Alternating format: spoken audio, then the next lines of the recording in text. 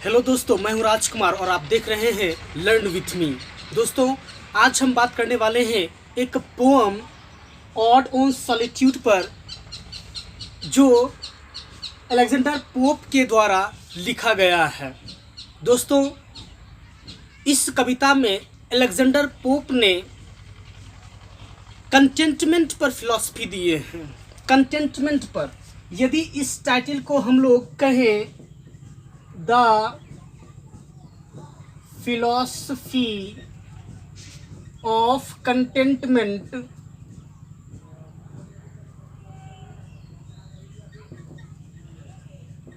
तो कोई दुराई नहीं होगा। दोस्तों, ये जो है ऑड ऑन सॉलिट्यूड कविता, यह कंटेंटमेंट पर बेस्ड है। ये कंटेंटमेंट की बात करता है, इसी के फिलॉसफी पर चर्चा करता है। दोस्तों, हम लोग एक वाक्य जानते हैं संस्कृत में, संतोषम परम सुखम, यानी संतोष जो होती है वह शांति देने वाली होती है, सुख देने वाली होती है। दोस्तों, क्या कंटेंटमेंट सभी को या सभी के अंदर प्राप्त है? तो आपका आंसर होगा नहीं। क्यों? इसके पीछे रीज़न है। दोस्तों, सभी व्यक्ति चाहते हैं कि हम लोग इन एन स्टेटिक कंडीशन में रहें, हम लोग हमेशा जॉली मूड में रहें, हमेशा हम लोग खुशहाली अवस्था में रहें, हमेशा हमें सुख ही प्राप्त हो। लेकिन ऐसा नहीं होता है। लेकिन मनुष्य का एफर्ट्स जो है इस गोल को अचीव करने में हमेशा लगा हुआ रहता है। वे हमेशा तत्पर रहते हैं इन वस्तुओं के खोज में, लेकिन ऐसा नहीं होता है। दोस्तों, कंटेंटमेंट तभी आता है जब हम स्वयं सेल्फ सफिशिएंट होते हैं, यानी हमारा जो बेसिक रिक्वायरमेंट्स है, जो नीड्स है, जैसे फूड का, क्लॉथिंग का, हाउसिंग का, अगर ये सारे ज़रूरत की चीज़ें हमें प्राप्त है तो हो सकता है कंटेंटमेंट हमें कुछ आ जाए। लेकिन आज के दौर में, इस मटेरियलिस्टिक वर्ल्ड में, यदि कंटेंटमेंट की बात करें तो यह उचित नहीं होगा, क्योंकि आजकल के मटेरियलिस्टिक वर्ल्ड में हम लोग कंटेंटमेंट को ज़्यादा महत्व नहीं देते हैं। इसीलिए हम लोग हमेशा टेंशन ग्रस्त रहते हैं, तनाव ग्रस्त रहते हैं।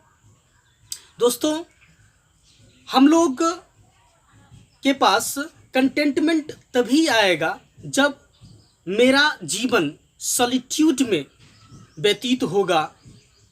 जिस तरह से एक एसेटिक साधु, सेंट जिसको कहते हैं, योगी, फकीर, ऋषि अपने जीवन को व्यतीत करते हैं, उसी तरह हम लोगों को शांति चाहिए या कंटेंटमेंट चाहिए तो बिताना पड़ेगा।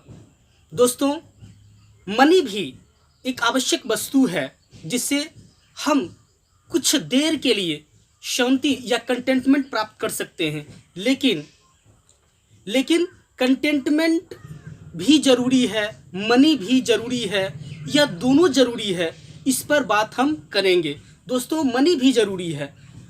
मनी अगर मेरे पास रहेगा तब कंटेंटमेंट आएगा, और यदि हमको फुल्ली चाहिए शांति तो हमें दोनों चीज़ों को समरसतापूर्वक संतुलन में रखना पड़ेगा।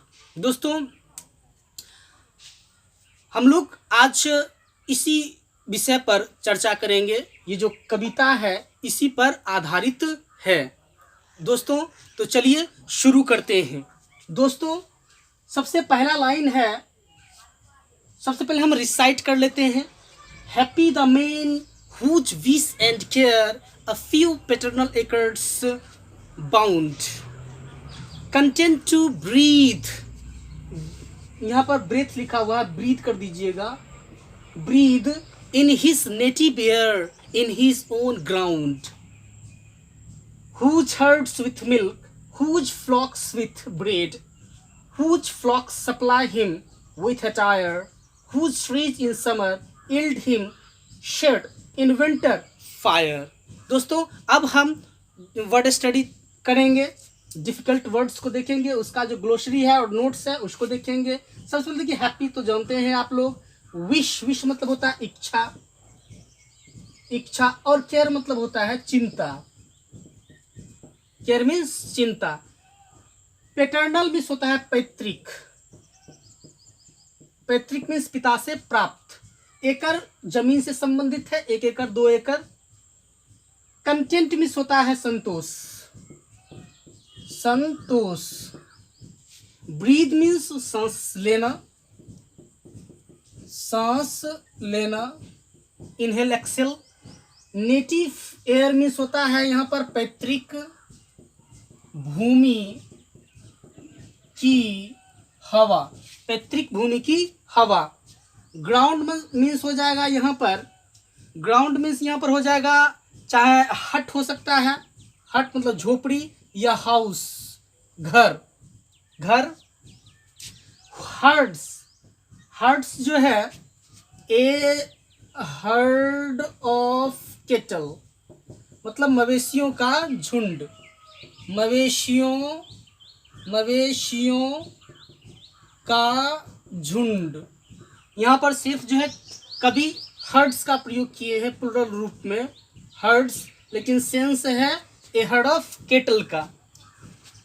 फील्ड्स तो जानते हैं, फील्ड जमीन।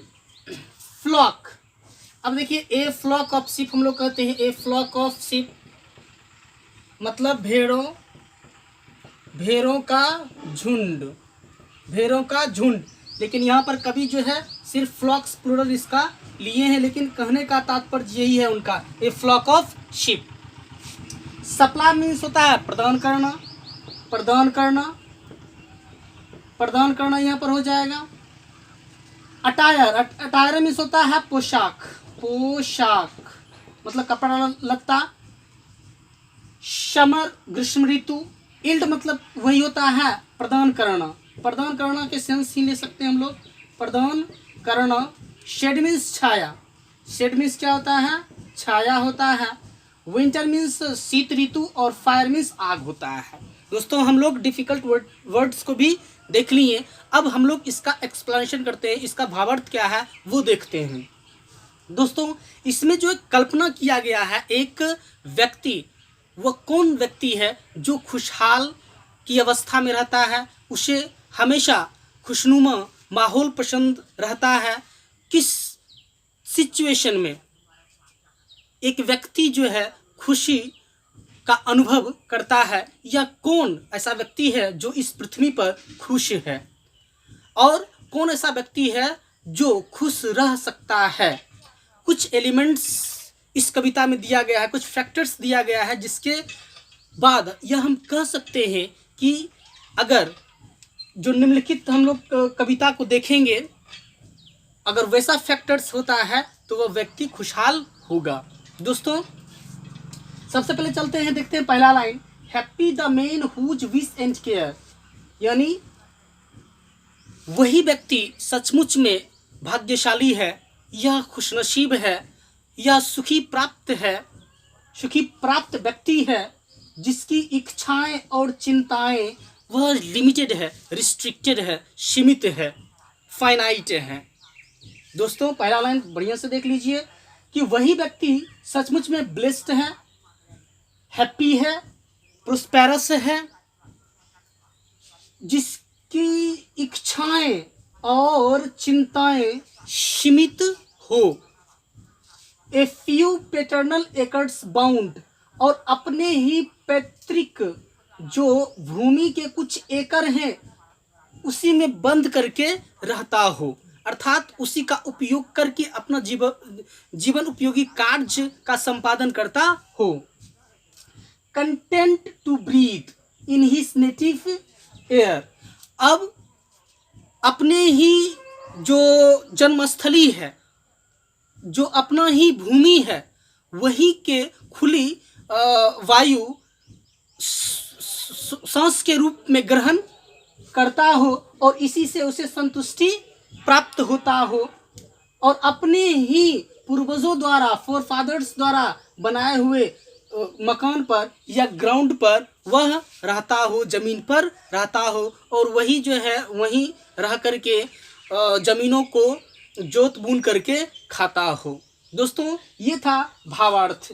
अब देखिए यहाँ पर ये सारे कंडीशन मिल सकता है विलेज लाइफ, विलेज सेक्टर में, और विलेज सेक्टर अच्छा होता है, लेकिन टाउन लाइफ भी इससे अब अच्छा हो गया है, क्योंकि वहाँ पर जो है बेटर मेडिकल फैसिलिटीज़ है, बेटर रोड्स है, बेटर एजुकेशनल सिस्टम्स है, बेटर कम्युनिकेशन सिस्टम्स है, या बेटर इंटरटेनमेंट या रिक्रिएशनल फैसिलिटीज़ है, बेटर डॉक्टर्स है, बेटर इम्पोजिंग बिल्डिंग्स है, ये सारी सुविधाएं जो है वहाँ प्राप्त है।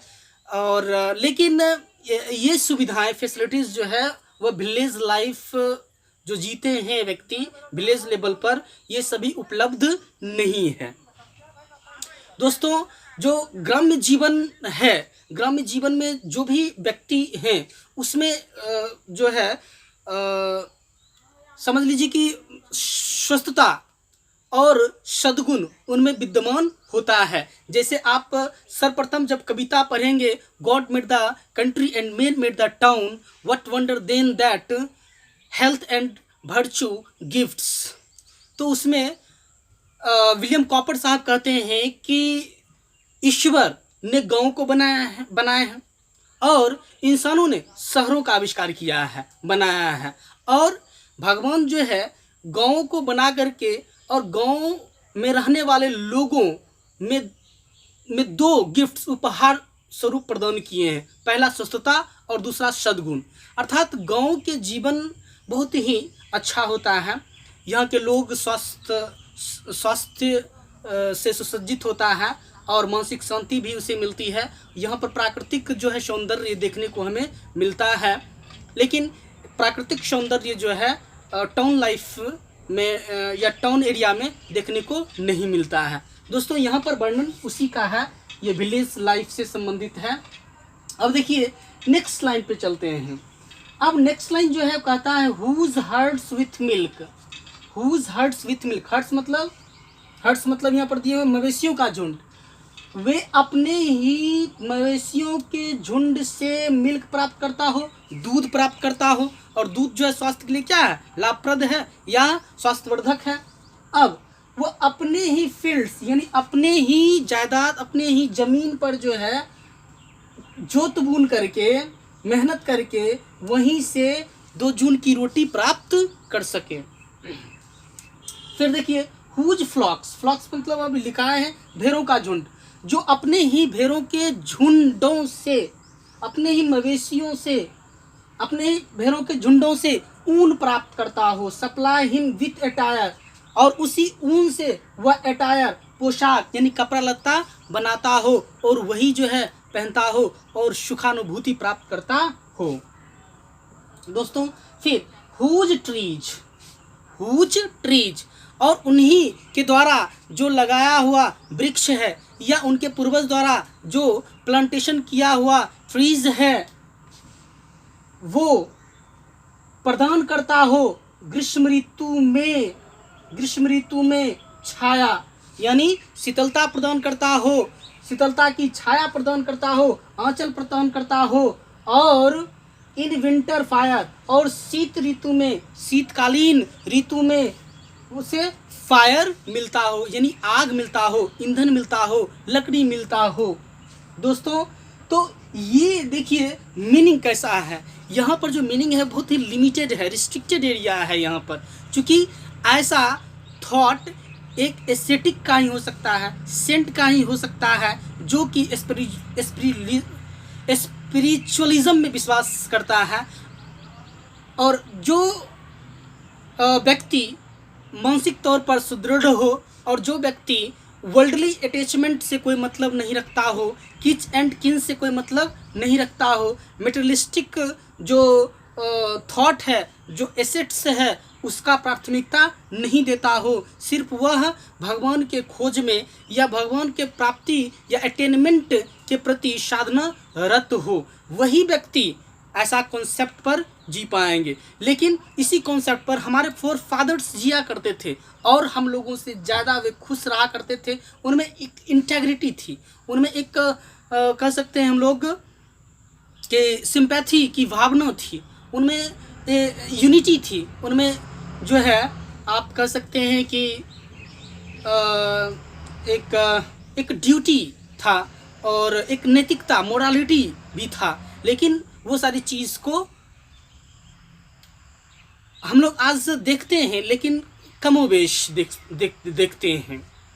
उनमें लोगों के प्रति दयावान भावना था, लेकिन आजकल ऐसी बात नहीं है। बहुत ही होगा, लेकिन कुछ एक व्यक्तियों में। दोस्तों, तो ये जो है ऐसा जो थॉट दिए हैं, थॉट जो दिए हैं ऑर्डर ऑफ सॉलिट्यूड पर अलेक्जेंडर पोप, यह उचित है।